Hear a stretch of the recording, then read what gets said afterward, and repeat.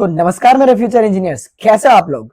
मैं हूं क्रिश और आज का ज्ञान होने वाला है differentiation of trigonometric and inverse trigonometric functions.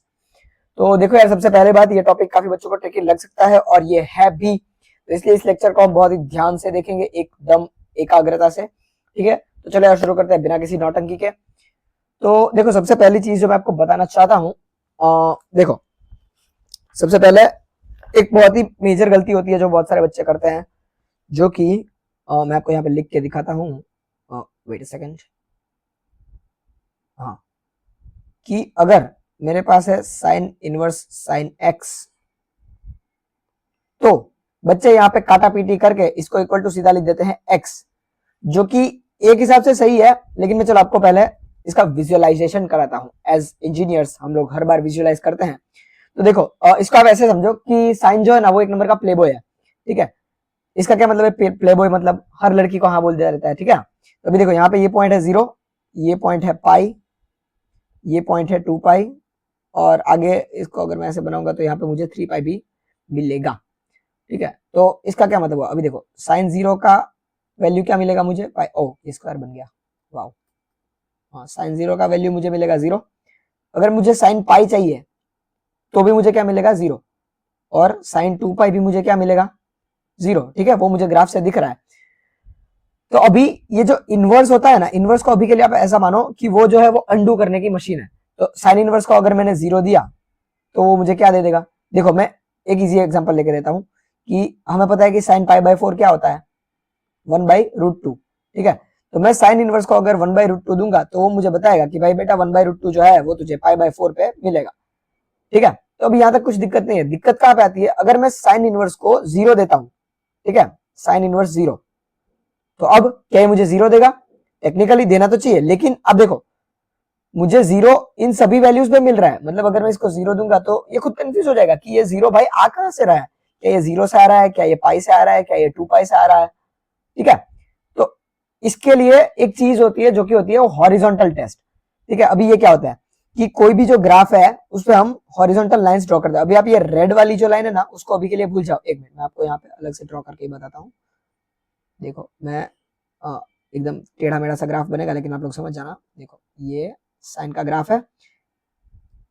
Okay, अभी इसमें मैं हॉरिजॉन्टल लाइंस बनाता हूँ। देखो ये हॉरिजॉन्टल लाइन बनाई तो ये एक साथ दो पॉइंट्स को कट कर रही है।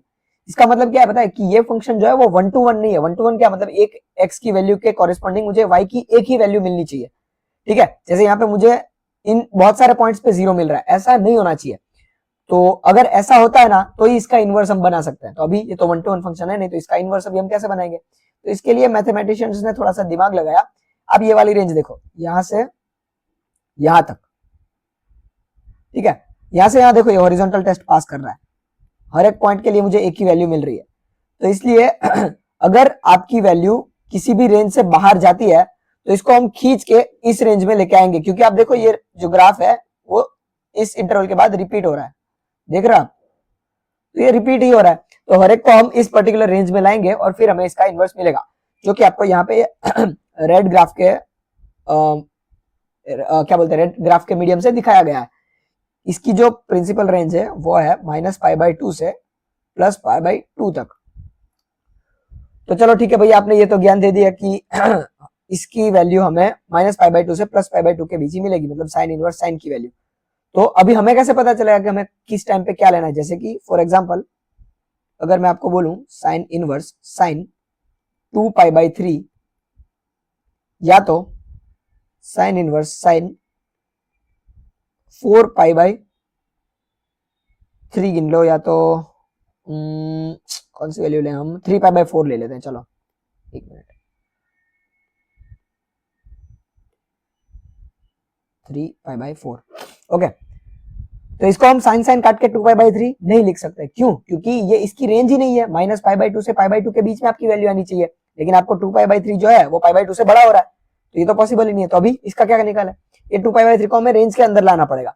तो उसके लिए हम ये वाला ग्राफ देखते हैं। ये वाला जो ग्राफ है वो है आपका y = sign inverse sine x का। अभी देखो ये ग्राफ कैसे बनता है, वो सब ट्रिग्नोमेट्री वाले पोर्शन में आता है, तो ये अभी हमारा कंसर्न नहीं है। अभी आप बस ऐसा मान लो कि ये वाला ग्राफ ऐसा दिखता है, साइन इनवर्स साइन x का। ठीक है, ये वाली जो सारी की सारी पेयर्स है वो x, y की पेयर्स है। यहाँ पे एक दो में लिख देता हूँ आपको समझाने के लिए, इधर भी लिख देता हूँ, ठीक है।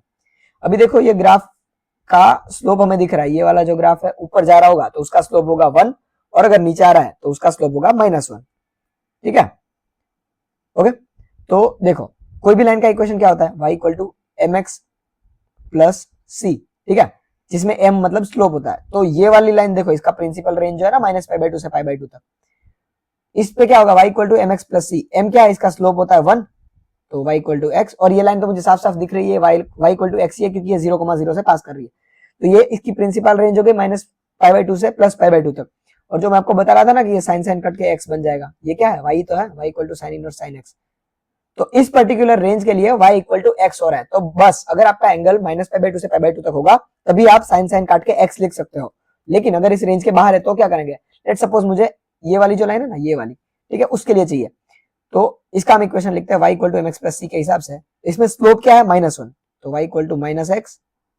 अभी देखो इसका सिंपल फंडा मैं आपको बताता हूँ, ये वाला जो पॉइंट है ये इस लाइन पे लाई कर रहा है, तो मतलब इस इक्वेशन को सेटिस्फाई करना चाहिए। इसका मतलब अगर मैं यहाँ पे x इक्वल टू पाई रखता हूं तो मुझे y इक्वल टू 0 मिलना चाहिए।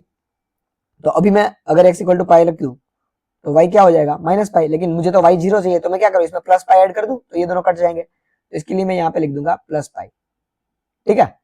तो इस रेंज में y की वैल्यू होगी -x प्लस π, मतलब अगर आपको मिलता है y equal to sine inverse sine x और x की रेंज अगर π/2 से लेके π के बीच में है तो इसका जवाब आएगा π - x। आई होप ये आपके दिमाग में घुस रही है बात, मैं एकदम इजी तरीके से समझाने की ट्राई कर रहा हूँ, लेकिन फिर भी अगर आपको नहीं समझ में आया तो आप थोड़ा सा वीडियो को रिवाइंड करके वापस समझ सकते हो। देखो मैं एक बार रिपीट करता हूँ कि अगर प्रिंसिपल रेंज में वैल्यू है तो आपकी वैल्यू साइन कट के y इक्वल टू x आ जाएगा, लेकिन अगर नहीं है तो हमें उसमें कुछ प्लस और माइनस करके उस वैल्यू को खींच के इस रेंज में लाना पड़ेगा, ठीक है।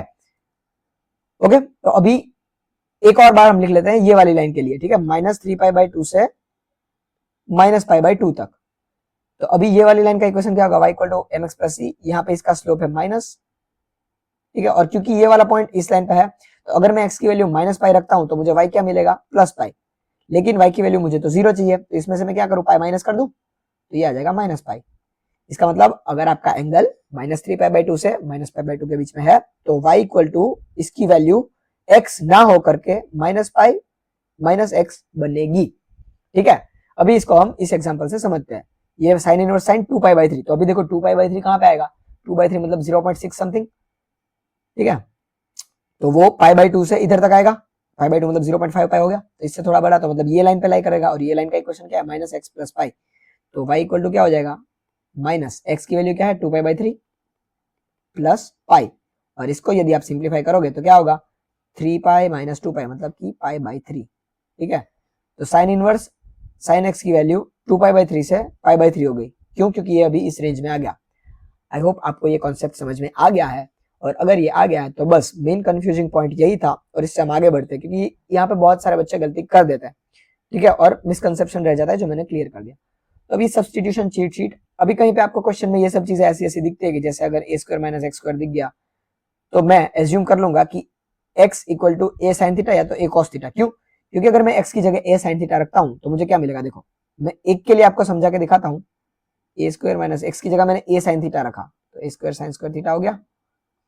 अभी a² कॉमन लेके वो रूट से बाहर आके a हो जाएगा, और यहाँ पे अंडर रूट में मुझे मिलेगा 1 - sin² थीटा, और क्योंकि 1 - sin² theta equal to cos² theta होता है, और ये a under root cos² theta हो जाएगा, और ये इक्वेशन एकदम आपको सिंप्लीफाइड फॉर्म में मिल जाएगा, ठीक है। तो ये सब आप याद रख सकते हो कि अगर a² + x² है तो यहाँ पे x इक्वल टू ये करके मैं सॉल्व कर दूंगा, ऐसा है तो ये करके सॉल्व कर दूंगा, वगैरह वगैरह वगैरह, ठीक है।